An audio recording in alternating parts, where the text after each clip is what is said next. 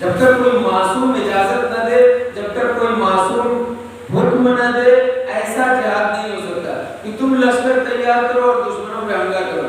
جی نہیں، ایسا اسلام نے جب سے معصومین کی، جب سے معصوم کی غیبت کا زمانہ آیا ہے، تب سے یہ والا جہاد اٹھا لیا گیا ہے. ایسا جہاد ہے ہی نہیں ہے. ہاں وہ جہاد ہے، اگر کوئی یاد ہے ہمارے گھر میں گھس کے ہم پہ حملہ کرے گا، ہم پہ مارنے کی کوشش کرے گا، تو ہمارے ہاتھوں میں چوڑیاں نہیں ہیں، ہم اپنے ہاتھوں میں چوڑیاں پہن کے نہیں بیٹھے ہوئے ہیں. ہم بھی مقابلہ کریں گے، ہم بھی اپنی جان کی حفاظت کریں گے. اس میں مارے جائیں گے یا ماریں گے. یہ والا جہاد انسانی عقل کے اعتبار سے بالکل درست ہے.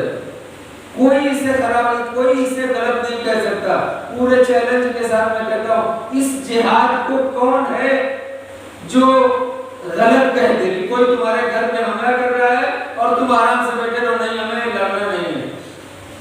اسے بزدلی کہا جاتا ہے اگر کوئی ایسا کرے گا تو. لہٰذا یہ والا جہاد اگر کوئی کرتا ہے تو یہ مستحسن جہاد ہے، اس کی تعریف کی گئی ہے، اور اس کے لیے یہ غیرت کا معاملہ ہو جاتا ہے. کوئی تمہارے گھر میں آ کے تمہیں مار کے چلا جائے، یہ کون سی انسانیت ہے؟ یہ کون سا سی جرأت ہے؟ یہ تم انسان ہی نہیں ہو اگر ایسا کوئی چل کر کے چلا جائے تمہارے گھر سے.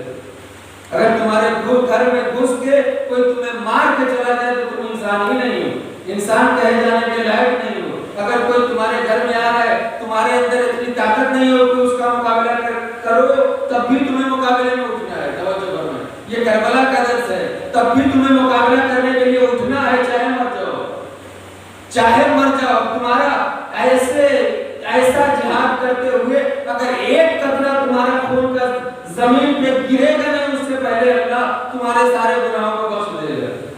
اسے کہتے ہیں جہاد.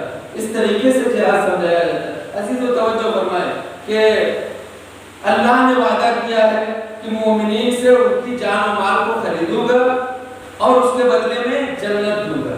یہ کہاں کہاں وعدہ کیا گیا ہے؟ توریت میں بھی وعدہ کیا گیا ہے، انجیل میں بھی وعدہ کیا گیا ہے، قرآن میں بھی وعدہ کیا گیا ہے. اسی آیت کریمہ کے ذیل میں ہم نے جو موضوع انتخاب کیا ہے وہ ہے کربلا قدم بقدم. ایک ایک قدم ہم کربلا کو سمجھنے کی کوشش کریں گے اپنی بذات، اپنی حیثیت کے اعتبار سے. کربلا کی عظمت کون بیان کر سکتا ہے؟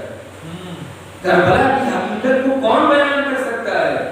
اس کی حقیقت تک پہنچنا ہر کس و ناقص کے بس کی بات نہیں ہے.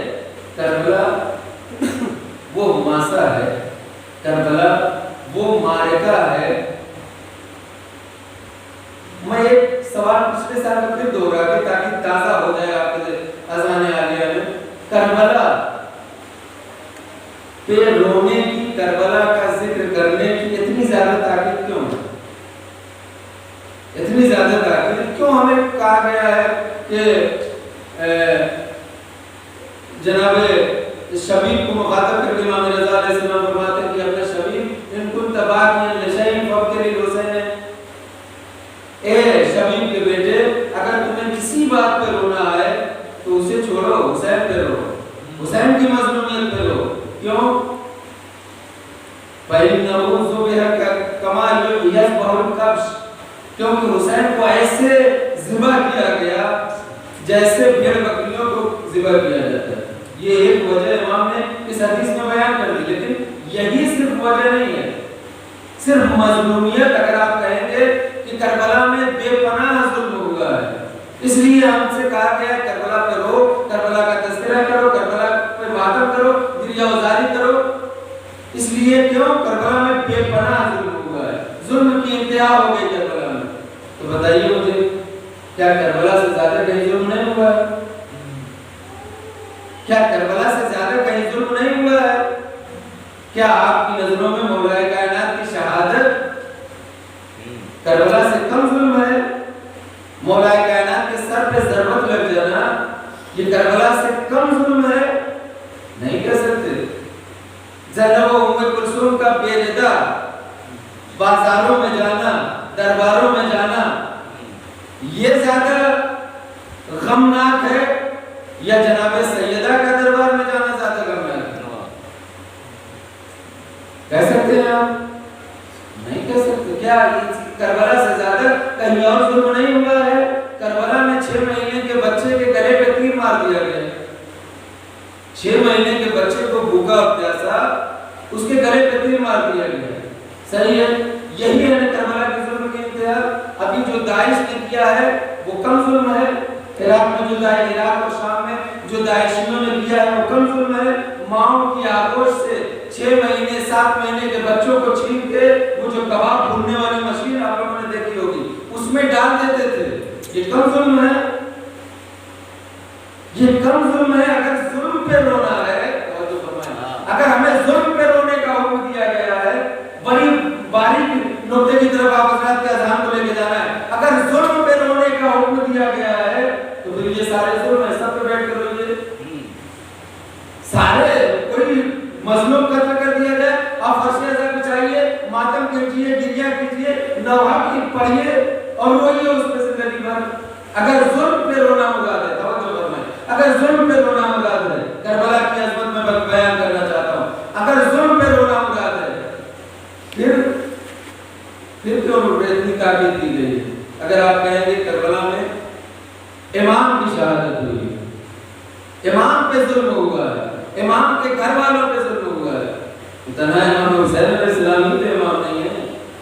باقی جتنے امام شہید ہوئے ہیں ان کے لیے اتنی زیادہ تاکید نہیں ہوتی اتنی زیادہ تاکید نہیں کی گئی ہے. مولا کائنات کے لیے نہیں کہا گیا ہے کہ جب بھی کسی بات پر رونا آئے تو علی کی مصیبتوں کو یاد کر کے رو لیا کرو. نہیں کہا گیا ہے جب بھی کسی بات پہ رونا آئے حضرت زہرا سلام اللہ علیہ کی مصیبت کو یاد کر کے رو لیا کرو. نہیں کہا گیا ہے امام حسن علیہ السلام زین العابدین علیہ السلام امام باقر علیہ السلام بقیہ 11 امام جتنے بھی سب شہید ہیں.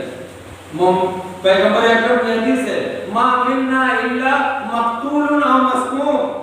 ہم میں سے جتنے بھی ہیں یہ 14 کے 14 آخری امام کو چھوڑ کے ابھی آخری امام آئیں گے تو ان کے بارے میں بھی روایت ہے کہ ان کو بھی شہید کیا جائے گا آخری امام کو بھی شہید کیا جائے گا.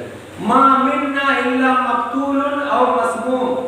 ہم میں سے جتنے بھی ہیں سب کو یا تو قتل کیا گیا ہے یا ذبح کیا گیا ہے. سارے لوگ شہید ہوئے ہیں. پھر امام حسین علیہ السلام پہ اتنی زیادہ تاکید کیوں کربلا کا تذکرہ کرنے کی اتنی زیادہ تاکید کیوں. کوئی تو وجہ ہوگی. یہ اگر ہم نہیں سوچیں گے تو کون سوچے گا. اگر ہم یہ سوال نہیں اٹھائیں گے اگر ہم اس کا جواب جاننے کی کوشش نہیں کریں گے تو پھر کون کرے گا. یزیدی کریں گے جو یزید زندہ باد کا نعرہ لگاتے ہیں وہ کریں گے. جی نہیں یہ ہمارا فریضہ ہے یہ ہماری ذمہ داری ہے کہ ہم سمجھیں کہ کربلا کیا ہے. کربلا کیا ہے عزیزو. کربلا اگر اتنی زیادہ اہمیت کی حامل نہ ہوتی میں جملہ کہہ رہا ہوں اسے ہمیشہ یاد رکھیے گا اور ذہنوں میں محفوظ رکھ لیجیے کہ کربلا وہ معرکہ ہے کہ جیسے جیسے اس کی عمر بڑھتی جا رہی ہے ویسے ویسے اس کی عظمت میں اضافہ ہوتا جا رہا ہے. جتنا دن گزرتا جا رہا ہے کیوں ایسا ہے اس بات پہ توجہ کرو. ایسا کیوں ہے کہ جتنا وقت گزرتا جاتا ہے کربلا کی عظمت میں اضافہ ہوتا جا رہا ہے. کربلا کی عظمت میں اضافہ ہوتا جا رہا ہے. کیوں؟ اس لیے کہ علم ترقی کر رہا ہے اس لیے کہ لوگ پڑھے لکھے ہو رہے ہیں اس لیے کہ لوگوں میں علم آ رہا ہے. اور جہاں علم آتا ہے توجہ کرو جہاں علم آ جاتا ہے وہاں سے ظلمتیں ہٹ جاتی ہیں مسئلہ صاف ہو جاتا ہے. جب حقیقت انسان پہچان جاتا ہے تب اس کی عظمت کا اندازہ لگ جاتا ہے تو وہ اس کا طرفدار ہو جائے کرتا ہے. اب انگلیوں پہ گنے چنے افراد ہیں جو کربلا کے مخالف ہیں. گنے چنے افراد ہیں. بہت کم ایسے ہیں دنیا میں جو کربلا کے مخالف ہیں جو امام حسین علیہ السلام کے دشمن ہیں. بہت کم ہیں ایسے افراد. مسلمانوں میں کچھ ہیں دوسرے قوموں میں تو نہیں ہے نہ کے برابر. وہ جانتے ہی نہیں ہیں. جن تک امام حسین علیہ السلام کا یہ معرکہ پہنچ گیا ہے وہ حسینی ہو گئے وہ حسین کے گرمیدہ ہو جاتے ہیں. جن تک نہیں پہنچا ہے جب پہنچے گا تو انشاءاللہ وہ بھی حسین کے پرچم کے نیچے آ جائیں گے. لیکن مسلمانوں ہی میں کچھ ہیں جو ابھی یزید کے طرفدار ہیں حسین سے دشمنی رکھتے ہیں لیکن بہت کم لوگ. جیسے جیسے علم آگے بڑھتا جا رہا ہے ویسے ویسے انسان حسین کی طرف آتا جا رہا ہے.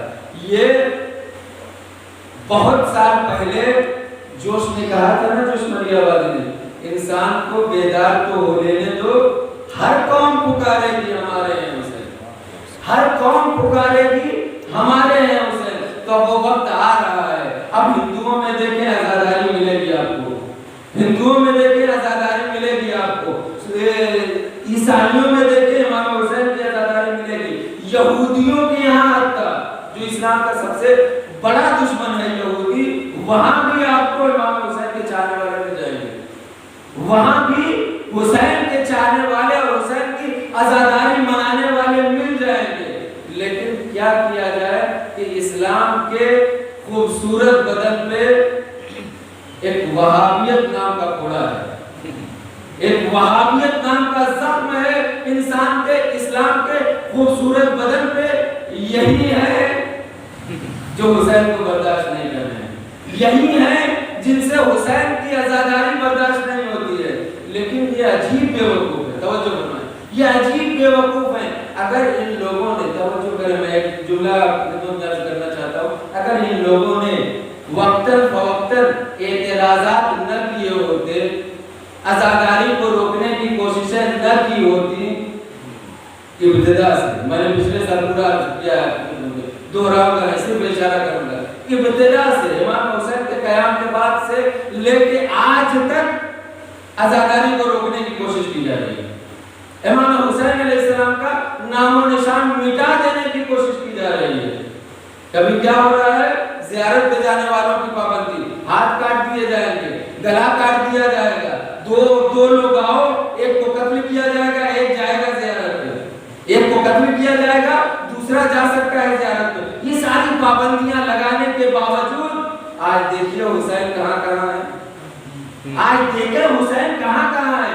عزیزو، یہ ایک طریقے کا انسان کے اندر ایک طریقے کا جذبہ پایا جاتا ہے کہ جہاں دبانے کی کوشش کی جاتی ہے، جہاں دبانے کی کوشش کی جاتی ہے، وہاں سے یہ انسان اٹھتا ہوا نظر آتا ہے اور زیادہ بلندی ملتی ہے۔ جس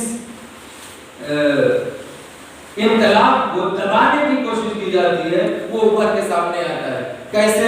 اب نہیں معلوم ادھر ایسا ہوتا ہے نہیں ہوتا ہے۔ ہماری طرف اگر مثال کے طور پر جلوس نکلنا ہے، آج جلوس نکلنا ہے، اور کہیں سے اگر کسی نے یہ کہہ دیا کہ ہم آج جو تمہارا جلوس نکلنے والا ہے وہ نکلنے نہیں دیں گے، پابندی اگر کہیں سے آئی تو اس کا انجام کیا ہوتا ہے ابھی میں آپ کی خدمت میں عرض کروں گا۔ لیکن یہ بات میں آپ کی خدمت میں واضح کر دوں کہ پابندی اگر جائز طریقے سے پابندی ہے، جیسے بیماری پھیلنے کا خطرہ یا اس طریقے کا کوئی مسئلہ، تو وہاں خاموش رہتے۔ لیکن اگر حسین کی دشمنی میں، اگر آزاداری کی دشمنی میں کوئی ہمارا جلوس روکنے کی کوشش کرتا ہے، کوئی ہماری مجلسیں روکنے کی کوشش کرتا ہے، تو ہم نے دیکھا ہے اپنی آنکھوں سے کہ 70 سال 80 سال کے بوڑھے جو اپنی ضعیفی کی وجہ سے یا کسی اور وجہ سے جلوسوں میں شرکت نہیں کرتے تھے، جیسے ہی کہا کہ ہم نکلنے نہیں دیں گے، سارے بوڑھے روڈ پہ نکل آئے۔ جتنے بھی جو نہیں آتے تھے جلوسوں میں، جیسے ہی سنا کہ آج حسین کے جلوس کو روکنے کی کوشش کی جا رہی ہے، وہ سب اپنے گھروں کو چھوڑ کے روڈ پہ نکل آئے، سڑکوں پہ آ کے یہ بتا دیا کہ دیکھو ہم سب کچھ برداشت کر سکتے ہیں، آزاداری کے راستے میں کوئی آئے گا ہم برداشت نہیں کریں گے۔ صلوات پڑھیں محمد وآل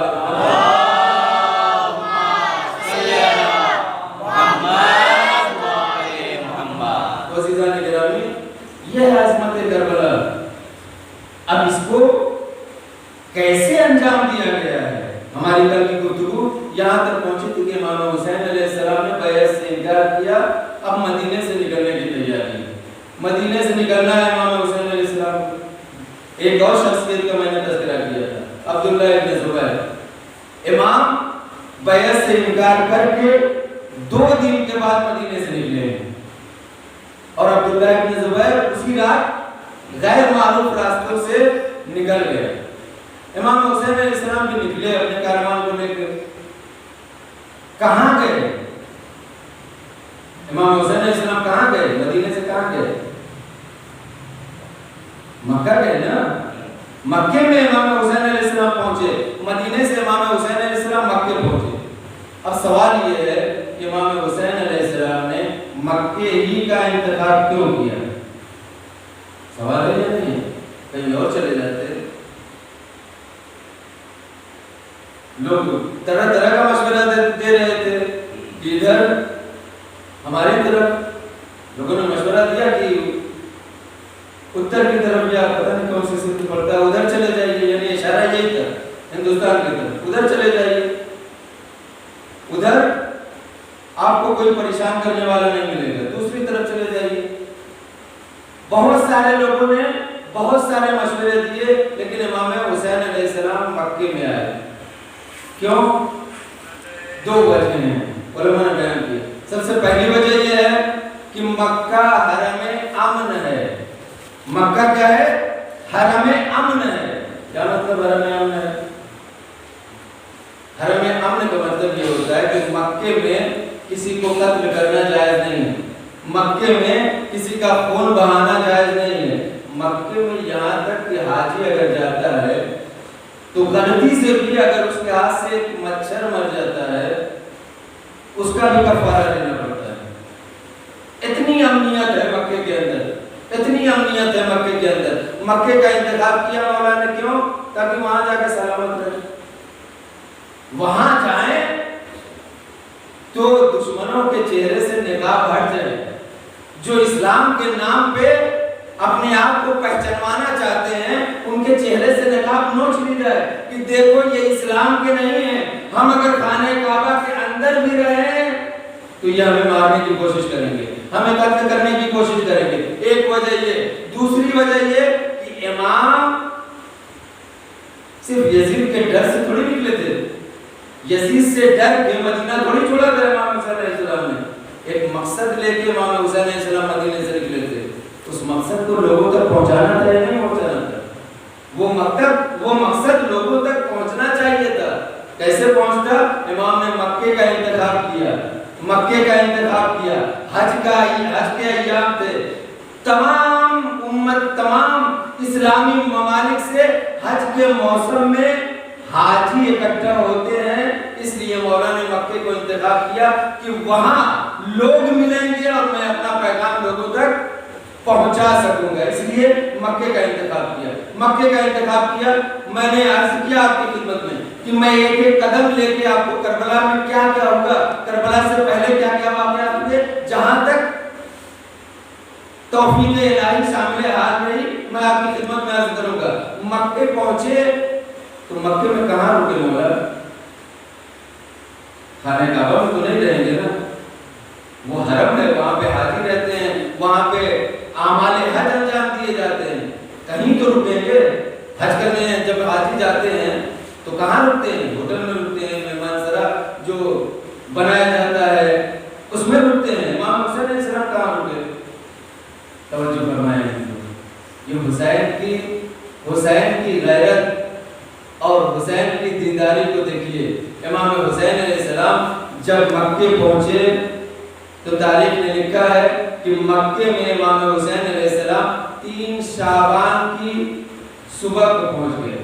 3 شعبان کی صبح، 28 رجب کو مدینے سے نکلے تھے.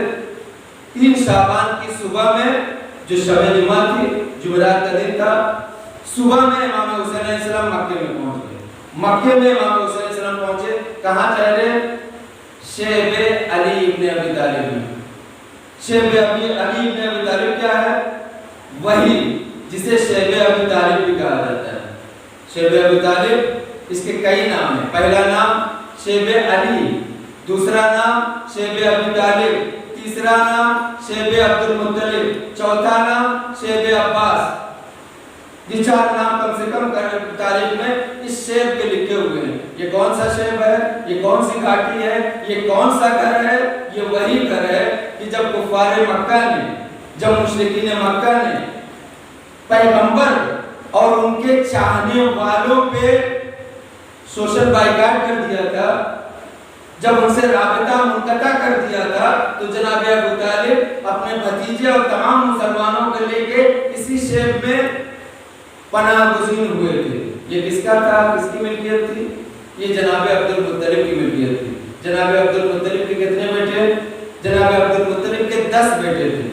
ایک جناب عبداللہ جن سے پیغمبر اکرم، جناب ابو طالب مولا کائنات کے بعد، جناب عباس جن سے بنی عباس کی نسل چلی گئی، انہیں کی نسل سے بنی عباس تھے۔ اس کے علاوہ اور بہت سارے 10 بیٹے تھے جناب عبد المطلب کے۔ جب یہ ملکیت جناب عبد المطلب کی تھی تو جتنے بچے ہیں سب کو ملکیت میں برابر کا حصہ ملتا ہے نا، سب کو ملکیت میں برابر کا حصہ ملتا ہے۔ لیکن انہی 4 ہستیوں سے، انہی 4 لوگوں سے یہ شیر اور یہ گھاٹی جہاں پہ گھر بنا ہوا تھا یہ مشہور ہوا۔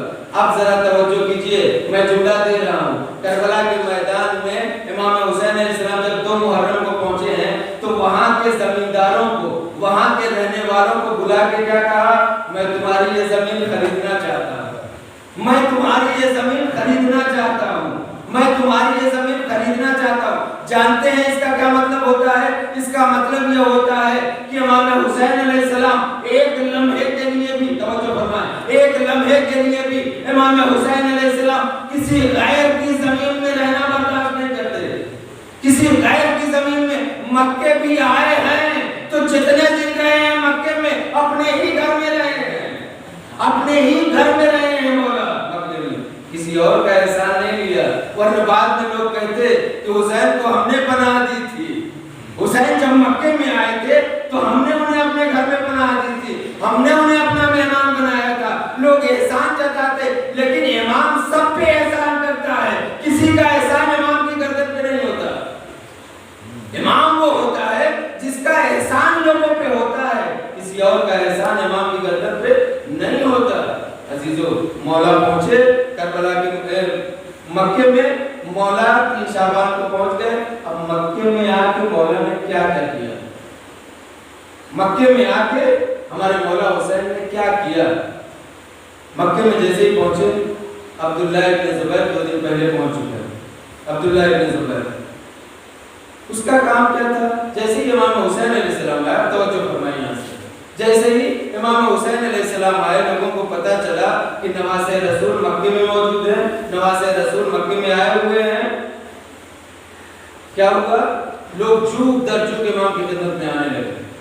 پہلے عبداللہ ابن زبیر کے دل میں کے اطراف میں جمع تھے سارے لوگ، حاجی ان کے پاس آتے تھے، ان کے پاس آ کے بیٹھتے تھے۔ لیکن جیسے ہی امام پہنچے ہیں، عبداللہ ابن زبیر کو چھوڑ دیا لوگوں نے، امام کی خدمت میں آنے لگے، جھوک در جھوک آنے لگے۔ کیوں نہ ہو جملہ سنیے گا، طرف جانا پسند کرے۔ عزیزان محترم، یہ میں نہیں کہہ رہا ہوں، یہ تاریخ ابن اسیر میں لکھا ہوا ہے کہ ابن اسیر نے اس واقعے کو بیان کرنے کے بعد عبداللہ ابن زبیر کی شخصیت پر کچھ روشنی ڈالی۔ وہ ایسے تھے، ایسے تھے، ایسے تھے، لیکن اس کے بعد دیکھتے ہیں ما ذالک کلہ، ان تمام صفات کے باوجود وہ جیسے بھی رہے ہوں، عبداللہ ابن زبیر جیسے بھی رہے ہوں، ان تمام صفات کے ان کے اندر موجود ہونے کے باوجود حسین کہاں اور عبداللہ ابن زبیر کہاں؟ کبھی بھی عبداللہ ابن زبیر حسین ابن علی کی برابری نہیں کر سکتا۔ عبداللہ ابن زبیر حسین کی پاؤں کی خاک کے برابر بھی نہیں ہے عبداللہ ابن زبیر۔ یہ کہنے کے بعد پھر اس کے بعد کہتے ہیں ابن اسیر کہ کیسے تھے؟ یہاں پہ میں آپ کی خدمت میں ایک بات عرض کر دوں، امام حسین علیہ السلام ایک عجیب و غریب فلسفہ بیان کیا ہے علامہ شہید مرتضی مطہری رضوان اللہ تعالی علیہ۔ وہ کہتے ہیں کہ اگر آپ کو پتہ لگانا ہے کہ کون سا انقلاب، توجہ کریں، کون سا انقلاب مقدس ہے، کون سا انقلاب مقدس ہے اور کون سا انقلاب مقدس نہیں ہے، تو کیسے پتہ لگائیں گے آپ؟ انہوں نے اپنی کتاب حماسہ حسینی میں لکھا ہے کہ اگر کسی انقلاب کے تقدس کو آپ پہچاننا چاہتے ہیں کہ یہ انقلاب جو برپا ہوا ہے یہ مقدس ہے یا نہیں، تو اس کی کئی علامتیں بیان کی ہیں. میں ایک علامت صرف آپ کی خدمت میں بیان کرنا چاہتا ہوں. وہ علامت یہ ہے کہ آپ فرماتے ہیں کہ جب تاریکیوں کا عالم ہو، توجہ فرمائیں، جب پوری کائنات میں، پورے معاشرے میں، پورے سماج میں تاریکیاں پھیل گئی ہوں اور کوئی انقلاب اجالا کر دے، کوئی انقلاب اجالا کر دے، تو سمجھ لینا کہ یہ انقلاب مقدس ہے. تو سمجھنا کہ یہ کیا ہے؟ انقلاب مقدس ہے. اب آئیے میں ایک حدیث پیش کر رہا ہوں. ان الحسین مصباح الہدی و سفینۃ النجاۃ. حسین ہدایت کا چراغ ہے اور نجات کی کشتی ہے. مصباح کا لفظ استعمال ہوا ہے، سراج کا لفظ استعمال نہیں ہوا. دوسرے اور بہت سارے لفظ چراغ کے لیے استعمال ہوتے ہیں، روشنی دینے والی چیز کے لیے عربی زبان میں بہت سارے الفاظ استعمال ہوتے ہیں. لیکن حسین کو کیا کہا گیا ہے؟ مصباح کہا گیا ہے. حسین کا انقلاب کس تاریکی میں شروع ہوا تھا؟ کیسی تاریکی پھیلی ہوئی تھی؟ کیسی تاریکی پھیلی ہوئی تھی؟ ذرا سوچیں. اس سے بڑی تاریکی اور کیا ہو سکتی ہے کہ جمعے کی نماز بدھ کو پڑھائی جا رہی ہے. جمعے کی نماز بدھ کو پڑھائی جا رہی ہے. وہ بھی ایسا نہیں کہ غلطی سے ہو گیا، دن بھول گئے تھے، ایسا نہیں. جنہیں ان کو کہیں جنگ پہ جانا تھا، کہیں جنگ پہ جانا تھا، انہوں نے جمعے کی نماز کو بدھ کے دن پڑھا کے کہا کہ خدا اسی کو قبول کر لے گا، خدا اسی کو قبول کر لے گا. چونکہ ہمیں اس سے بڑی مہم پہ جانا ہے، لہٰذا آج جمعے کی نماز کو ہم کھینچ کے بدھ کے دن لاتے ہیں اور بدھ کو پڑھا دیا نماز جمعہ. اس سے بڑی تاریکی اور کیا ہو سکتی ہے؟ اس سے بڑی گھٹن کا ماحول اور کیا ہو سکتا ہے؟ جہاں ایک شرابی اپنے ہاتھ میں شراب لے کے، توجہ کرنا، جہاں ایک شرابی اپنے ہاتھ میں شراب لے کے وہ یہ کہتا ہے، شراب جب اس میں ڈالی جاتی ہے گلاس میں تو اس کے اوپر جھاگ آتا ہے، بلبلے اس کے اوپر کی سطح میں بلبلے ابھر آتے ہیں. یزید اپنے ہاتھ میں جام شراب لے کے دیکھتا ہے، اس میں بلبلے چاروں طرف کہہ رہے ہوتے ہیں. تو کیا کہتا ہے؟ نقل کفر نہیں ہوتا. میں بارہا آپ کی خدمت میں عرض کر رہا ہوں. کافر یزید نے کیا کہا؟ یزید نے کیا کہا؟ شراب لے کے اپنے ہاتھوں میں کہا کہ یہ جو شراب میرے ہاتھ میں ہے، توجہ کریں، یہ جو شراب میرے ہاتھ میں ہے یہ خانہ کعبہ، نعوذ باللہ من ذالک، یہ خانہ کعبہ جیسی ہے اور اس میں جو بلبلے تیر رہے ہیں یہ حاجیوں جیسے ہیں، یہ کعبے کا طواف کر رہے ہیں. اب اس سے بڑی گھٹن کا ماحول اور کیا ہو سکتا ہے؟ اس سے بڑی گھٹن کا ماحول اور کیا ہو سکتا ہے؟ ایسے میں حسین نے قیام کیا. اور میں بتاؤں آپ کی خدمت میں، یزید کا شعر ہے، یزید کا شعر ہے، ما قال ربک ویل للشاربین، ما قال ربک ویل للشاربین. تمہارے پروردگار نے یہی سے ثابت ہو گیا کہ یزید اللہ کو اپنا پروردگار نہیں مانتا تھا. شعر میں کیا کہا؟ تمہارے پروردگار نے کہیں بھی یہ نہیں کہا ہے کہ شراب پینے والوں کے لیے ویل ہے، جہنم ہے. کہیں نہیں کہا ہے تمہارے پروردگار نے کہ ویل للشاربین، شراب پینے والوں کے لیے جہنم ہے. لیکن اسی قرآن میں تمہارے پروردگار نے کہا ہے بل قال ربکم ویل للمصلین، بلکہ تمہارے پروردگار نے اسی قرآن میں کہا ہے، کیا کہا ہے؟ نماز پڑھنے والوں کے لیے جہنم ہے، نماز پڑھنے والوں کے لیے جہنم ہے. کیسے غلط استفادہ کر رہا ہے قرآن سے، کیسے قرآن کو کاٹ چھاٹ کے اپنی مرضی کے اعتبار سے قرآن کی تفسیر کر رہا ہے. اور پیغمبر نے پہلے ہی فرما دیا ہے من فسر القرآن برائے فلیقعد مقعدہ من النار، جس نے بھی قرآن کی تفسیر اپنی مرضی سے کی اس نے اپنا ٹھکانہ جہنم میں بنا لیا ہے، جہنم میں بنا لیا ہے اس نے اپنا ٹھکانہ. ایسے ماحول میں اور بہت ساری چیزیں ہیں جو ادب منبر کے خلاف ہے، بیان کرنا مقصود نہیں ہے. ایسے ماحول میں امام حسین علیہ السلام جب مصباح بن کے روشن ہوئے، توجہ کریں،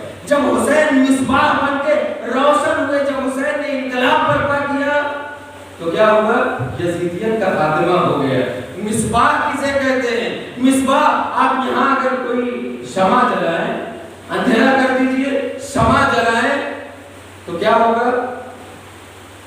بالکل اندھیرا ختم ہو جائے گا؟ بالکل نہیں ختم ہوگا، بالکل اندھیرا ختم نہیں ہوگا۔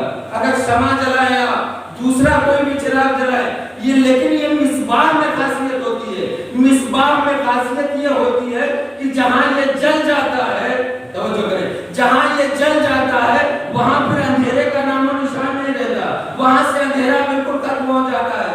یہی تو وجہ ہے کہ کربلا میں جب امام حسین علیہ السلام نے قیام کیا تو پھر یزیدیت کا اندھیرا ایسے مٹا، یزیدیت کا اندھیرا دنیا سے ایسے مٹا کہ پھر کوئی یزید دوبارہ کھڑا نہیں ہو پایا، پھر کسی یزید نے سر نہیں اٹھایا۔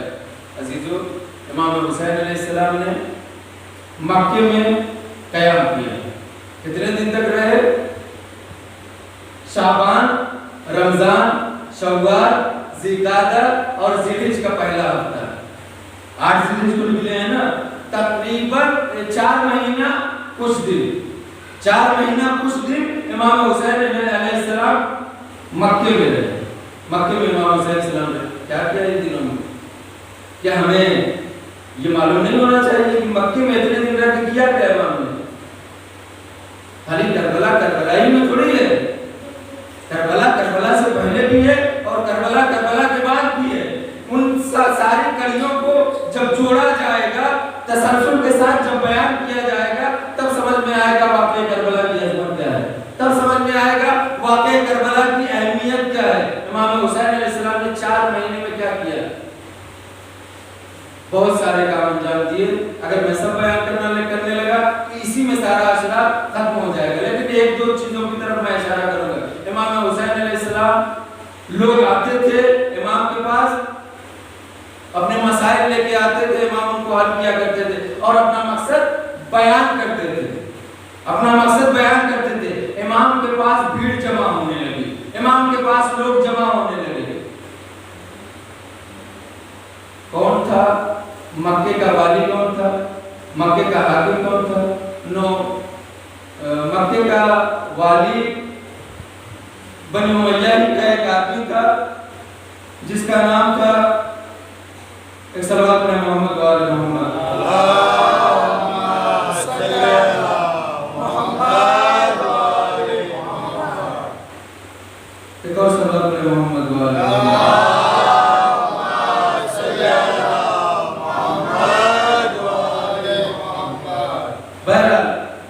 مکے کا جو والی تھا اس نے یزید کو خط لکھا،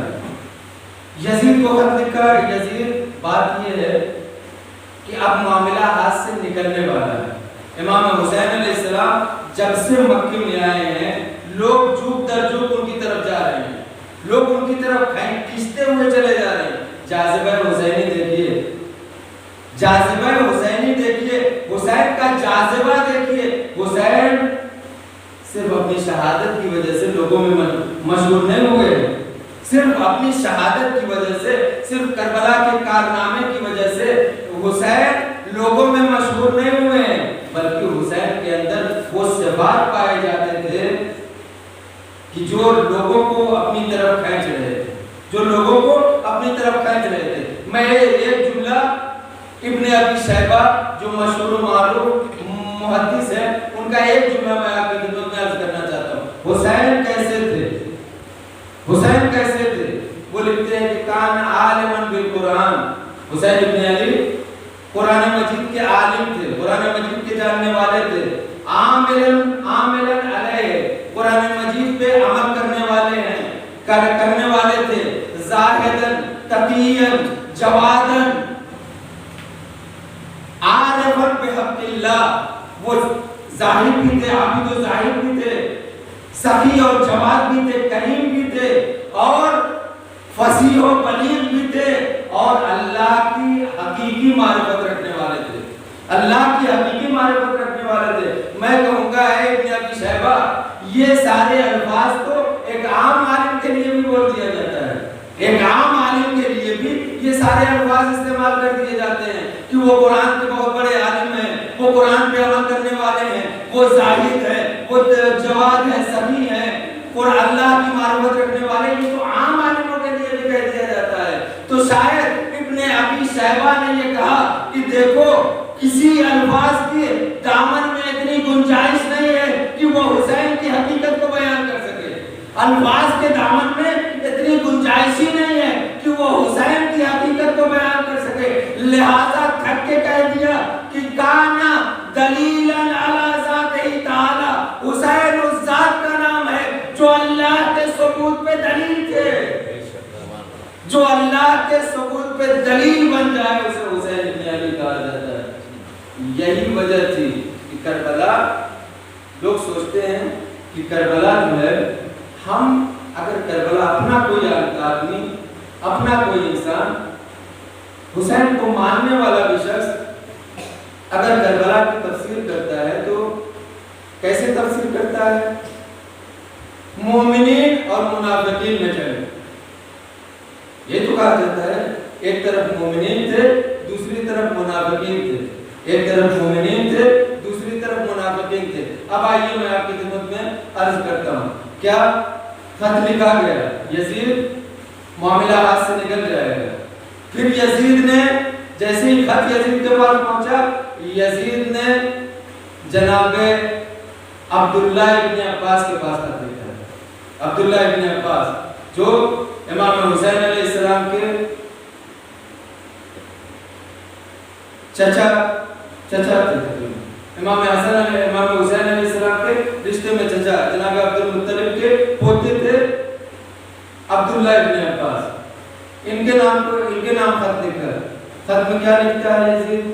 خط میں لکھتا ہے کہ میں نے سنا ہے کہ حسین نے مدینہ چھوڑ دیا ہے اور حسین مکے میں آ گئے ہیں، اور مشرق کے لوگوں نے، مشرق کے کچھ لوگوں نے حسین کے دل میں حکومت کی لالچ ڈال دی ہے، حکومت کی لالچ مشرق کے کچھ لوگوں نے حسین کے دل میں ڈال دی ہے۔ یہ خط کا مضمون ہے میں جو آپ کی خدمت میں بیان کر رہا ہوں، حسین کے دل میں کچھ لوگوں نے حکومت کی لالچ ڈال دی ہے امام حسین علیہ السلام۔ پھر اس کے بعد جناب ابن عباس نے پھر آگے یزید کہتا ہے، یزید کیا کہتا ہے؟ اے ابن عباس، آپ ہمارے خاندان کے بزرگ ہیں، یہ سارے خاندان آخر میں جا کے تو ایک ہی ہو جاتے ہیں نا، سب قریش ہے، بنی امیہ، بنی عباس، بنی ہاشم، یہ سب کے سب قریشی کی ایک ایک شاخ ہے، یہ سب جا کے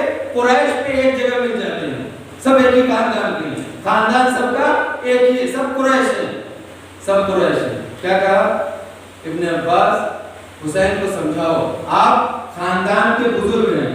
کیسے بہکایا جاتا ہے لوگوں کو، کیسے بہکایا جاتا ہے لوگوں کو، یہ انہی سب چیزوں کو ان مجلسوں سے سیکھنا چاہیے عزیزو، انہی سب چیزوں کو، انہی سب باریکیوں کو ان مجلسوں سے سیکھنا چاہیے۔ یہ ہمارے اور آپ کے ساتھ بھی ہو سکتا ہے، یہ ہمارے اور آپ کے ساتھ بھی ہو سکتا ہے۔ میں میرے ساتھ، میں اپنی مثال دیتا ہوں کہ میرے ساتھ بھی ایسا ہو سکتا ہے، میں مجلس پڑھ کے نیچے اتروں، ایک 35 سال 36 سال کا جوان آگے میرے پاس آئے اور آگے کہنے لگے کہ مولانا آج جیسی آپ نے مجلس پڑھی ہے 50 سال میں ہم نے نہیں سنی، توجہ نہیں کیا آپ نے، 50 سال میں ہم نے ایسی مجلس نہیں سنی ہے۔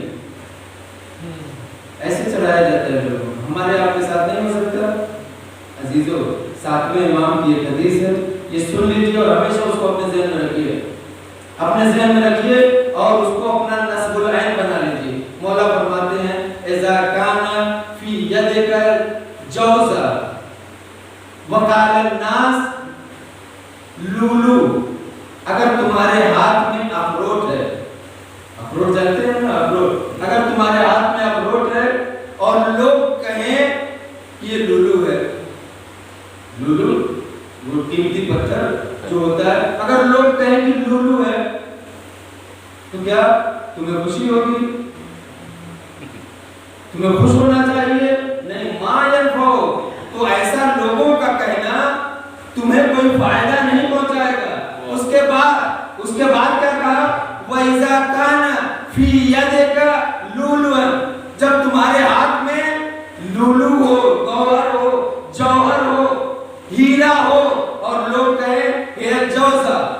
یہ اخروٹ ہے تو کیا تمہیں کوئی نقصان ہوگا؟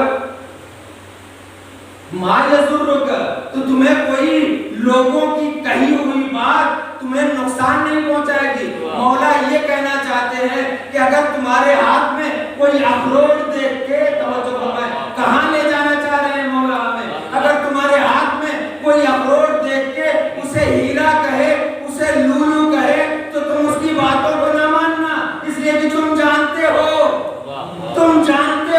کہ تمہارے ہاتھ میں لولو نہیں ایک اخروٹ ہے۔ اگر تمہارے ہاتھ میں لولو ہو، لوگ دنیا کہتی رہے کہ تمہارے ہاتھ میں اخروٹ ہے، لوگوں کی نہ سننا، اس لیے کہ تمہیں معلوم ہے کہ تمہارے ہاتھ میں کیا ہے۔ بالکل یہی مولا فرماتے ہیں کہ انسان اپنی حقیقت کو سب سے زیادہ جانتا ہے، اپنے بارے میں سب سے زیادہ انسان جانتا ہے۔ کیا مطلب؟ کوئی آ کے کہے آپ سے بڑا کوئی عالم ہی نہیں ہے، آپ علامہ ہیں، میں جاہل ہوں، مجھے معلوم ہے میری حقیقت کیا ہے، میں جانتا ہوں کہ میں کتنے پانی میں ہوں۔ اب لوگ کہنے لگے علامہ فلاں، علامہ فلاں، آپ سے زیادہ کوئی جاننے والا ہی نہیں ہے، آپ سے بڑا کوئی عالم ہی نہیں ہے۔ تو اگر میں کمزور ہوں گا تو بھول جاؤں گا، اگر میں کمزور رہوں گا تو بھول جاؤں گا۔ کہا ہے نا کسی شاعر نے، کتنے کم وقت ہیں یہ غبارے، چند سانسوں میں بھول جاتے ہیں، جب کمینے اور اٹھ پاتے ہیں اپنی اوقات بھول جاتے ہیں۔ صلوات پڑھیں محمد وآلہ محمد وآلہ محمد۔ لہذا کبھی دوسرے کی باتوں پہ کان نہیں دھرنا، اپنے بارے میں دوسری باتیں اور ہیں، دوسرے کی رائے اجتماعی معاملات میں اہمیت رکھتی ہے عزیزو۔ اگر کوئی ہمارے بارے میں رائے قائم کرنا چاہے، اجازت نہیں ہے، کرتے رہے دنیا، ہمیں توجہ ہی نہیں دے گی۔ ہم کیسے ہیں، ہمارے کردار کا سرٹیفکیٹ کوئی اور دے گا؟ ہم کیسے ہیں، ہماری کیا کتنی حیثیت ہے، ہم کس مقام پہ پہنچے ہوئے ہیں، یہ آپ کو کیسے معلوم؟ آپ کو کیا معلوم میں رات میں کیا کرتا ہوں؟ آپ کو کیا معلوم کہ میں عبادت کرتا ہوں یا کیا کرتا ہوں؟ یہ آپ کو کیسے خبر ہوگی؟ انسان اپنے ان الانسان علی نفسہ بصیرہ، انسان جو ہوتا ہے اپنے بارے میں دوسروں سے زیادہ جانتا ہے۔ لہٰذا امام کی یہ حدیث ہمیشہ یاد رکھیے، کسی کو چڑھائے میں نہ آئیے، آپ سے اچھا سماج کو کوئی نہیں چلا سکتا۔ توجہ فرمائیں، آپ سے اچھی انجمن کی پاسبانی کوئی نہیں کر سکتا، آپ سے اچھا اس گاؤں کو کوئی سنبھال نہیں سکتا۔ چڑھانے والے چڑھاتے رہیں گے، اگر آپ میں اہلیت نہیں ہے تو کبھی آگے نہ بڑھیے۔ اگر آپ میں اہلیت نہیں، اپنے آپ کو پرکھیے، اگر آپ میں اہلیت نہیں ہے تو کبھی آگے نہ بڑھیے، ورنہ پچھتائیں گے پوری زندگی پچھتانا پڑے گا۔ جو دوسروں کے راستے پہ چلتا ہے، جو دوسروں کو اپنے بارے میں فیصلہ دینے کا حق دے دیتا ہے، وہ ہمیشہ برباد ہو جایا کرتا ہے۔ امام عبداللہ ابن عباس کو یہی چڑھا دیا گیا، یزید نے چڑھا دیا۔ آپ خاندان کے بزرگ ہیں، آپ سمجھائیے۔ کون؟ عبداللہ ابن عباس سمجھائے کس کو؟ امام کو عبداللہ ابن عباس سمجھائے۔ کیا سمجھا دیجیے آپ؟ عبداللہ ابن عباس نے جواب لکھا، بس یہی ایک خط اور اس کے بعد اس کا جواب آپ کی زحمت تمام۔ عبداللہ ابن عباس نے جواب لکھ دیا خط میں کہ شاید ان کے خط کا مضمون، شاید جیسا آپ سوچ رہے ہیں، بڑے احترام کے ساتھ لکھ رہے ہیں عبداللہ ابن عباس، جیسا آپ سوچ رہے ہیں شاید اس غرض سے حسین نے قیام نہ کیا ہو۔ یزید نے کیا کہا تھا کہ اگر حسین کو نہ روکا گیا تو فساد پھیلے گا، اگر حسین کو نہ روکا گیا تو ہماری رشتہ داری منقطع ہو جائے گی، ہماری رشتہ داری منقطع ہو جائے گی۔ آپ جو ارادہ رکھتے ہیں، آپ کے ذہن میں جو بات ہے، شاید اس وجہ سے حسین نے قیام نہیں کیا ہو۔ میں پوری کوشش کروں گا، میں حسین کو سمجھانے کی کوشش کروں گا، میں کوئی ایسا راستہ نکالوں گا کہ جس پہ آ کے اللہ آپ دونوں میں صلح کرا دے، اور یہ جو فتنے کی آگ اٹھنے والی ہے اس آگ کو خاموش کر دے۔ والسلام لکھ کے بھیج دیا گیا۔ اب دوسرا خط یزید نے بنی ہاشم کے نام لکھا، جو مکے میں موجود تھی یا جو مدینے میں موجود تھی۔ یہ اسی مضمون کا خط لکھا، امام کی خدمت میں لایا گیا، خط امام کی خدمت میں لایا گیا، امام نے خط پڑھا اور جواب میں جانتے ہیں کیا لکھا؟ جواب میں ایک آیت لکھ دی، بس کچھ نہیں لکھا جواب میں، صرف ایک آیت لکھ دی۔ یہ بتانا چاہ رہے ہیں کہ ہمارا رشتہ قرآن سے ہے، ہم اور قرآن کبھی جدا ہونے والے نہیں ہیں۔ صرف ایک آیت لکھی قرآن سے، کون سی آیت؟ جس آیت میں یہ بتایا گیا ہے کہ کیا کہہ رہا تھا، اگر حسین نہ مانے تو ہماری ان سے رشتہ داری منقطع ہو جائے گی، بنی ہاشم اور بنی امیہ کی رشتہ داری ختم ہو جائے گی اگر حسین نہ مانے۔ حسین نے کیا کہا؟ ایسی آیت لکھی جس میں خداوند عالم نے اپنے حبیب سے کہا ہے کہ ان سے کہیے اگر آپ کو یہ جھٹلا رہے ہیں تو فرمائیں فَإِن كَذَّبُوكَ فَقُلْ لَكُمْ دِينُكُمْ وَلِيَ دِينِ، اگر یہ تمہیں جھٹلا رہے ہیں تو ان سے کہہ دو تمہارا دین تمہیں مبارک ہو، ہمارا دین ہمیں مبارک ہو، نہ ہم تمہارے دین کے ذمہ دار ہیں نہ تم ہمارے دین کے ذمہ دار ہو۔ امام نے یہ آیت لکھ کے بتا دیا کہ کبھی کفر اور ایمان میں رشتہ داری نہیں ہو سکتی،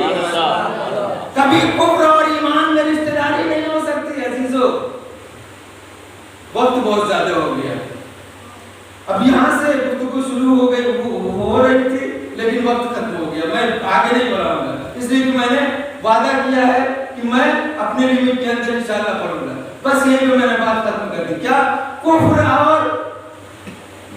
اور ایمان میں رشتہ داری نہیں ہو سکتی۔ امام نے یہ خط لکھا، پھر اس کے بعد اب آگے جو ہوا ہے مکے میں وہ انشاءاللہ کل آپ کی خدمت میں عرض کروں گا۔ عزیزو یہ اس طریقے کی باتیں میں اپنی تعریف میں نہیں کہہ رہا ہوں، اس طریقے کی باتیں اتنے حوصلے کے ساتھ جو آپ سن رہے ہیں یہ آپ کا شکریہ، اور جو حوصلے کے ساتھ میں بیان کر رہا ہوں، ورنہ ہر کوئی چاہتا ہے کہ خیبر خندق کو کھڑا جائے، لوگ خاموش نہ بیٹھے رہے ہماری مجلس میں آنے والا، ہر ذاکر یہی چاہتا ہے میری مجلس میں آنے والا خاموش نہ بیٹھا رہے، میں ایسی باتیں پڑھوں۔ لیکن عزیزو یہ سب چیزیں معلومات کے لیے ہمارے پاس ہونا چاہیے۔ اب ایسی ابھی میں نے جو اس کا پیغام تھا آپ کی خدمت میں پہنچایا یا نہیں پہنچایا، جہاں بھی اس طریقے کی باتیں ہوں گی میں آپ کی خدمت میں عرض کرتا رہوں گا۔ عزیزو میں نے آج کی گفتگو تمام کر دی، یاد رکھیے گا امام نے خط کا جواب دیا ہے، اس سے آگے انشاءاللہ کل آپ کی خدمت میں عرض کیا جائے گا۔ اب جو امام نے یہ بیان کیا تھا اور اسے جب سر انجام دے دیا کربلا کے میدان میں تو اس کے بعد کیا ہوا؟ حسین، زینب ام کلثوم، امام سجاد علیہ السلام کو ساتھ میں لے کے کیوں آئے تھے؟ ذرا سوچیے، امام کے اس جملے سے استفادہ کیجیے۔ امام نے کیا کہا؟ کبھی کفر اور ایمان میں رشتہ داری نہیں ہو سکتی۔ امام نے کہا میں بھی کربلا کے میدان میں اپنی خاندان کا خون، اپنے گھر کا لہو لے کے آؤں گا جو میرے بعد میری شہادت کو پوری کائنات تک پہنچائے گا، جو میرے بعد پوری کائنات تک میرے مقصد قیام کو پہنچائے گا۔ عزیزو 22 سال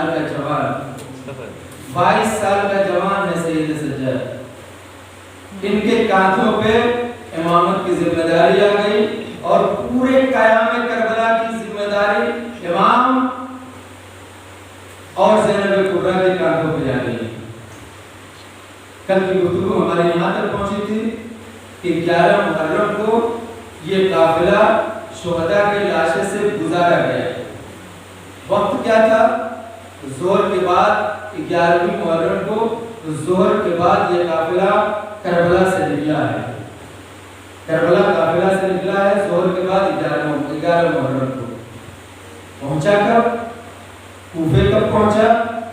اسی 11 محرم کو نماز عشاء، اذان عشاء کے بعد کہاں پہنچ گیا؟ کوفے کے دروازے پر پہنچ گیا۔ جو لوگ کربلا گئے ہیں، تصور کریں جو لوگ کربلا گئے ہیں، 40 کے ایام میں جو لوگ کربلا گئے ہیں وہ جانتے ہیں تقریباً 80 کلومیٹر کا فاصلہ ہے کربلا اور کوفے کے درمیان، نجف اور کوفے کے درمیان 80 کلومیٹر کا فاصلہ ہے۔ یہ زائرین جو جاتے ہیں پیدل چلتے ہیں، پیدل جو امام حسین علیہ السلام کی زیارت کے لیے جاتے ہیں، وہ راستہ راستے میں منزلیں لیتے لیتے ایک دن میں کوئی 2 دن میں جو جتنا آرام کر کر کے چلتا ہے اسی اعتبار سے وقت لگتا ہے۔ عزاداروں ذرا سوچیں کہ قافلہ اسیروں کا لٹا ہوا قافلہ جو اہل حرم کو اسیر کر کے لے جایا جا رہا تھا، 11 محرم کو ظہر کے بعد قافلہ کربلا سے روانہ ہوا تھا، اور اسی تاریخ کو عشاء کے بعد کربلا کوفے کے دروازے پہ پہنچ گیا ہے۔ کتنی تیزی سے لے کے چلے تھے، کہیں بیٹھنے نہیں دیا گیا تھا، کہیں آرام کرنے کی اجازت نہیں دی گئی تھی، اتنی تیزی سے لے کے جا رہے تھے۔ کیوں ایسا ہو رہا تھا؟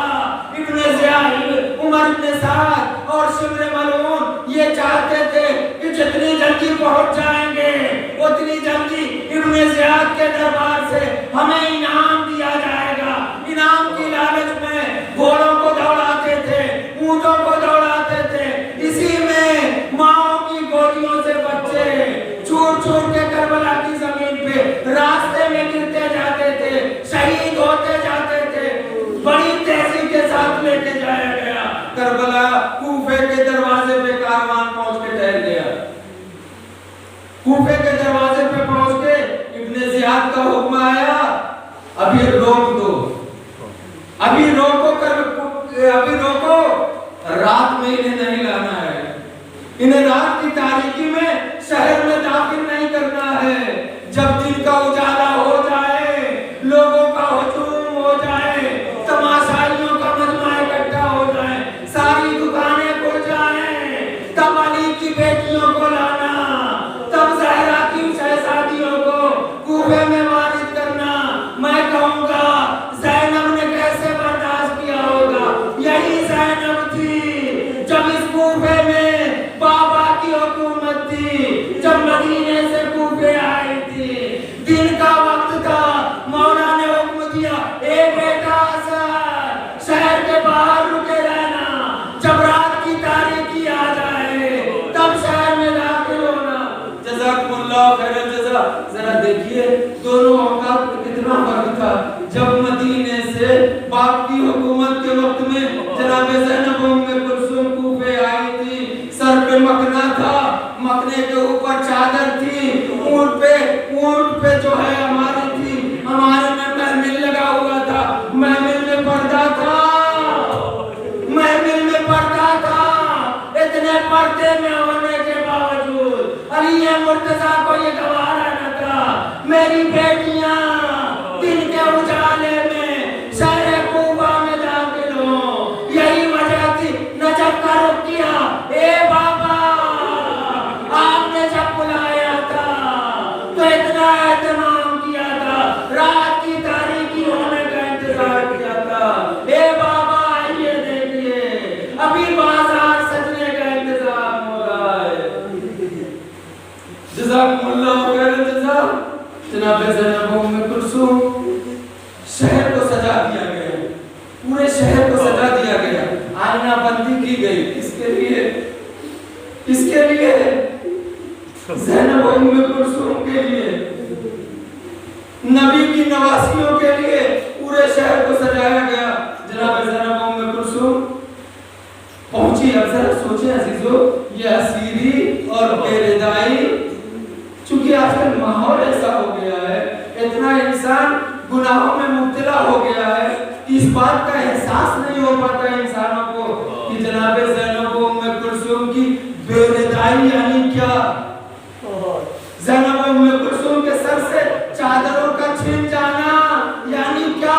یہ کتنی بڑی مصیبت ہے۔ عزاداروں، ایک عالم دین مجلس میں بیٹھے ہوئے تھے، خطیب نے منبر سے پڑھا، توجہ فرمائیں، زہرا کی بیٹیوں کی عظمت، کتنی عظمت ہے۔ ایک مرتبہ خطیب نے منبر سے پڑھا، دخلت زینب بنت علی ابن زیاد